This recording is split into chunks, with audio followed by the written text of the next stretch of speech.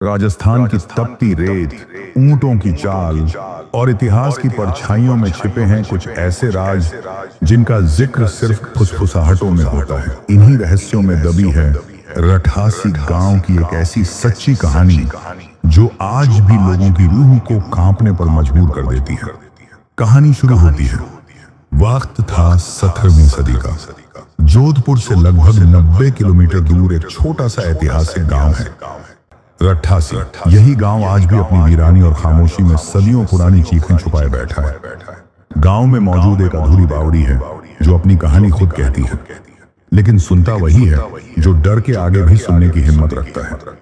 शापित धरती की शुरुआत कहते हैं कि कभी कापड़ा नामक गांव में राजपूतों की चंपावत शाखा रहा करती थी, लेकिन जब वहां के युवराजों ने गांव में तपस्या कर रहे साधु संतों को अपमानित किया तो उनका सब्र टूट गया।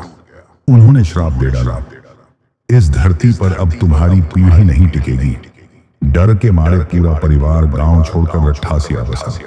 नया गांव, नई शुरुआत, लेकिन पुराने पापों की परछाइयां उनके साथ चली आई।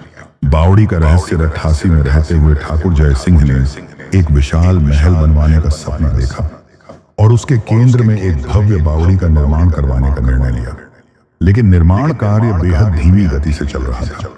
एक रात जब ठाकुर जय सिंह जोधपुर से लौट रहे थे तो रास्ते में उनका घोड़ा थक कर रुक गया। आधी रात का वक्त, चारों ओर सन्नाटा, और तभी उन्होंने एक तालाब के पास किसी को देखा। धुंध में छुपी एक अजीब सी आकृति। धीरे धीरे वो आकृति इंसानी रूप लेने लगी, लेकिन चेहरा इंसानों जैसा नहीं था। उसकी आंखें जल रही थीं, आवाज कांपती हुई और थकी हुई। प्यास लगी है, पर इस तालाब का पानी मेरे लिए मना है। मैं श्रापित हूं। ठाकुर ने डरते डरते उस आत्मा को पानी पिलाया। बावड़ी, आत्मा का निर्माण प्रेत ने कहा, तेरी दया से मैं कर्जदार हो गया हूं, मांग जो मांगना है। ठाकुर ने कहा, मेरे महल में एक ऐसी बावड़ी बनाओ जो कभी सूखे नहीं।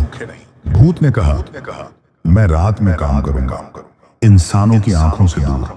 जो एक दिन में बनाओगे मैं 100 गुना ज्यादा बनाऊंगा, लेकिन याद रखना ये राज किसी को मत बताना, वरना सब अधूरा रह जाएगा। रात की ठक ठक अगले दिन से ही महल और बावड़ी के पत्थर अपने आप जुड़ने लगे। रात को गांव वाले कहते, ठक ठक ठक ठक। कोई पत्थर तोड़ता है, कोई दीवारें खड़ी करता है। हर कोई हैरान, राजा खामोश। रानी ने भी पूछा, इतनी जल्दी काम कैसे हो रहा है? लेकिन राजा ने चुप्पी साध रखी थी। एक रात रानी ने जिद की और राजा ने वो भयानक राज बता दिया। शाप फिर से जागा। जैसे ही राजा ने राज जुबान पर लाया, रात को आई आत्मा ने आखिरी बार आह भरी और फिर कभी लौट कर नहीं आई। बावड़ी वहीं की वहीं रह गई, अधूरी, सूनी और रहस्यमय। आज भी अगर आप रठासी की उस बावड़ी के पास रात को खड़े हो जाएं, तो आपको उस रात के पत्थरों की ठक ठक सुनाई दे सकती है, और शायद उस भटकती आत्मा की भी फुसफुसाहट। काश किसी ने मेरा वादा न तोड़ा होता। आज भी रठासी गांव वालों का मानना है कि जो भी रात के वक्त उस बावड़ी में झांकता है, वह सपनों में उसे देखता है। एक अधूरी रूह जो किसी वादे के टूट जाने से अब तक भटक रही है। क्या आप कभी रठासी गए हैं?